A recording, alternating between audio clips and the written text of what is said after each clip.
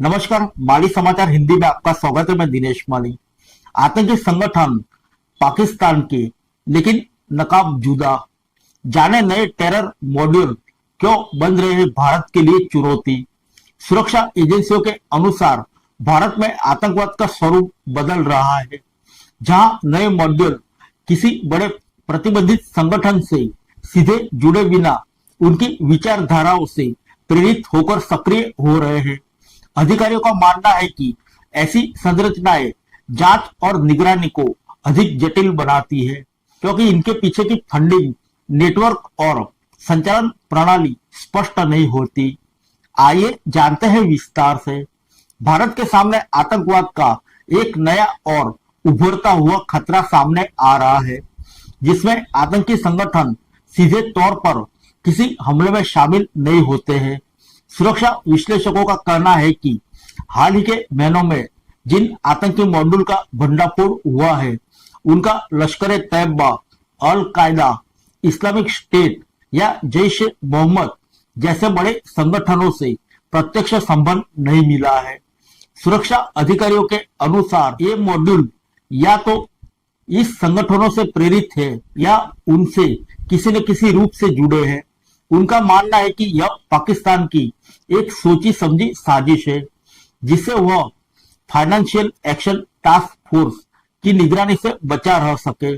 अधिकारियों का कहना है कि लश्कर, अल कायदा, आईएस और जैश जैसे संगठन अमेरिका, संयुक्त राष्ट्र और भारत द्वारा आतंकवादी संगठन घोषित किए जा चुके हैं।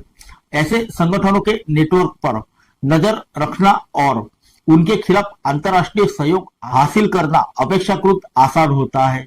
इसी के चलते पाकिस्तान अब इस तरह की अलग और नई आतंकी साजिश अपना रहा है। एक अधिकारी ने बताया कि पाकिस्तान अलग खालिस्तान की मांग करने वाले समूह के मामले में भी इसी साजिश का इस्तेमाल कर रहा है। पाकिस्तानी खुफिया एजेंसी इंटर सर्विस इंटेलिजेंस यानी आईएसआई ने गैंगस्टर नेटवर्क का सहारा लिया है। आईएसआई ने जानबूझकर बब्बर खालसा इंटरनेशनल यानी बीकेआई जैसे संगठनों की प्रत्यक्ष भूमिका को सीमित रखा है। बीकेआई एक प्रतिबंधित आतंकी संगठन है, इसलिए उनके नेटवर्क की निगरानी अपेक्षाकृत आसान है। खुफिया ब्यूरो के एक अधिकारी ने कहा कि यह सब जानते हैं कि पाकिस्तान इन आतंकी गतिविधि को वित्तीय सहायता देता है।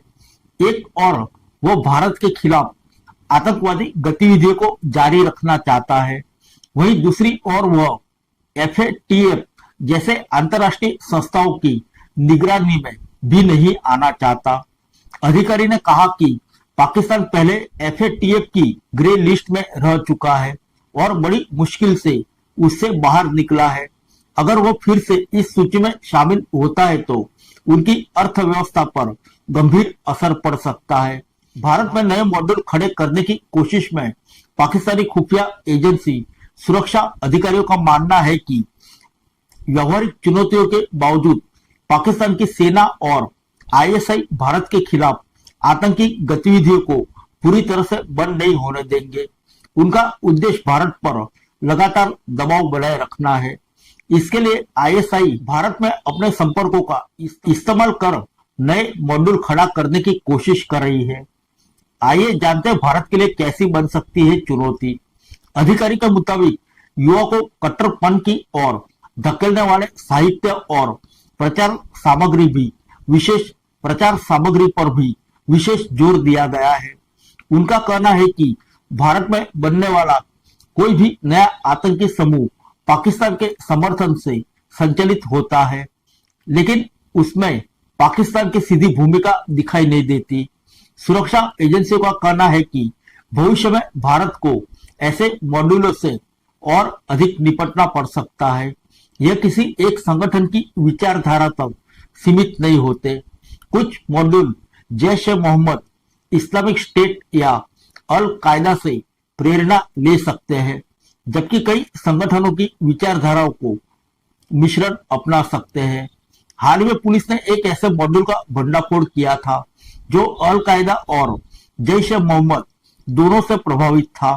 अधिकारियों का कहना है कि ऐसे मामलों में जांच एजेंसियों के लिए सुराग तक पहुंचना बेहद कठिन हो जाता है और कई बार जांच भ्रम की स्थिति के कारण ठहर भी सकती है। एक अधिकारी ने कहा कि अगर कोई हमला लश्कर ए तैयबा या जैश ए मोहम्मद जैसे संगठन के नाम पर होता है और उसकी जिम्मेदारी भी वही संगठन लेते हैं, तो जांच एजेंसियों के पास शुरुआत करने के लिए एक आधार होता है। उनके काम करने का तरीका, नेटवर्क और फंडिंग से जुड़े पैटर्न पहले से ही उपलब्ध होते हैं। हालांकि नए मॉड्यूल उन संगठनों की रणनीति और कार्यशैली का पूरी तरह से पालन नहीं करते जिससे वे प्रेरित होते हैं। यही कारण है कि ऐसे मामलों की जांच की शुरुआत ही सुरक्षा एजेंसियों के लिए बड़ी चुनौती बन जाती है। फिर मिलेंगे अगले बुलेटिन में अन्य किसी खबर के साथ। तब तक के लिए इजाजत दीजिए। नमस्कार।